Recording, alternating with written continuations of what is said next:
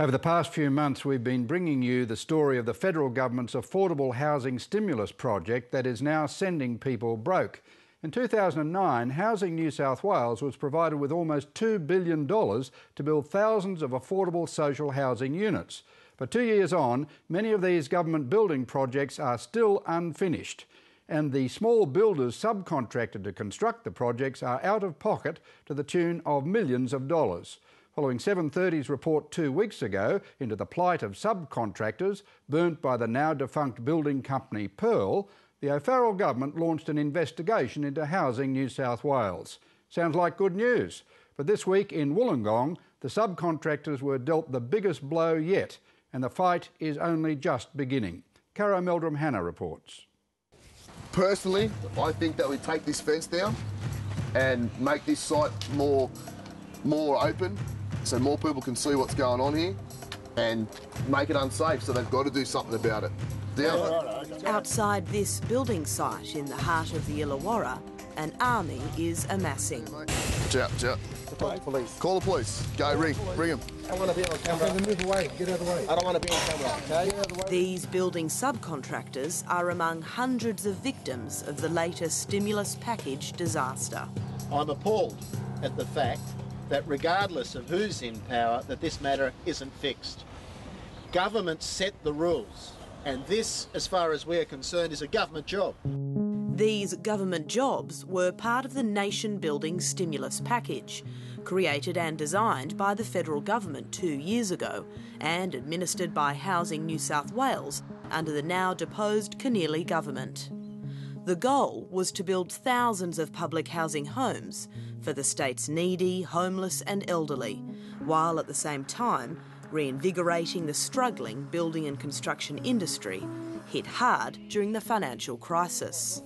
This was a government job. Would you guys usually think a government job is a safe job? Yeah, I think so, wouldn't you? Absolutely. Those connected to the Keneally government aren't exactly welcome here. But the local Labor member for Kira, Ryan Park, has fronted.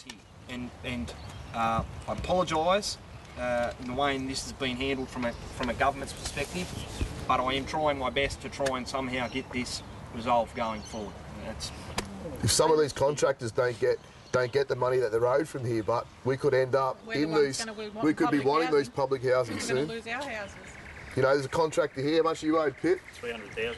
300 grand. Keith? 30. Vic? 250. 250. You know, Ken? 200. 160. 140. Despite assurances that help would be forthcoming, the new O'Farrell government has done nothing to ease their pain. We don't want it turning into a war zone, but if things get heavy, that might well be the outcome before it's finished. Thank you.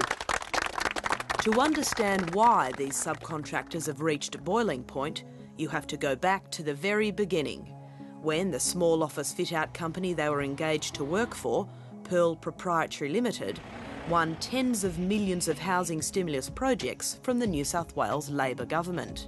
They've never built anything from the ground up. So why were they then selected for these huge public housing projects? Yeah, we have no idea. I wouldn't employ them to build my dog kennel.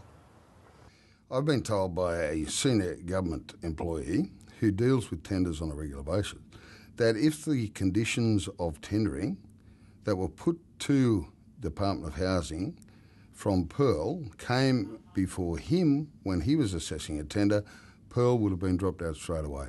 And that was the condition that they not provide a financial surety to the Department of Housing because they were already overextended. But over at Housing New South Wales, the alarm bells never rang. And subcontractors like Adam Christofides, who was employed by Pearl to carry out the plumbing works, watch things go from bad to worse on site. When all three sites should have been completed, two of the sites were still sitting as slabs, and that was their completion date. This purchase register, obtained by 730, reveals the extent of the financial crisis inside Pearl's office. It shows that from the beginning of September, subcontractors across several sites were not being paid. 730 has also obtained this email from November, written by Andrew Head, the delivery manager at Housing New South Wales, which shows that apartments' frustration with Pearl. Where is the design management and, more importantly, the project management component from Pearl? This is an ongoing issue that, frankly, I'm sick of. When 7:30 contacted Andrew Head seeking comment, we were informed he'd recently left his position with Housing New South Wales and has signed a confidentiality agreement. Stat decks were signed to say that we're all paid, and who checked them?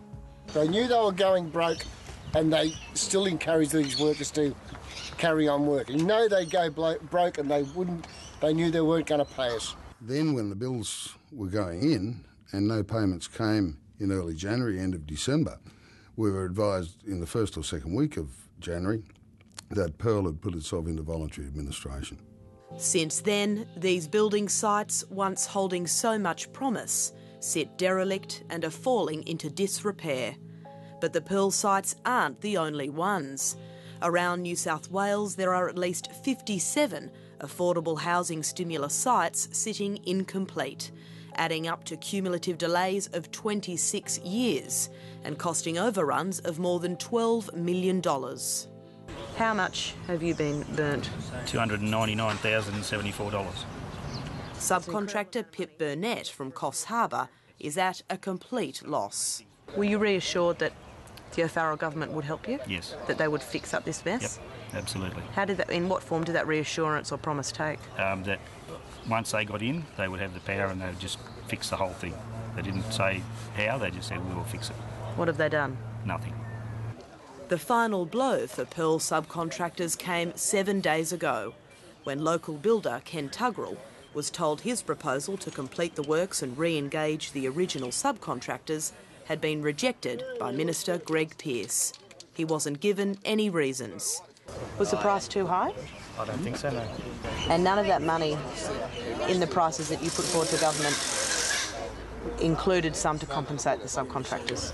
The profit that I was going to make on the projects was going to be used to compensate some of the subcontractors equally, fairly. I was doing this as a non-profit to complete these projects. The government needs to step in and accept its responsibility. All you have asked is the opportunity to actually do the work to finish this job in some hope of recovering some of your money. That is not a big ask, and it is appalling to note that the government is refusing you the opportunity to even do that. 7:30's repeated requests for an interview with a representative from Housing New South Wales and an interview with Minister Greg Pearce have all been rejected. Are any of you prepared to walk away and just cut your losses?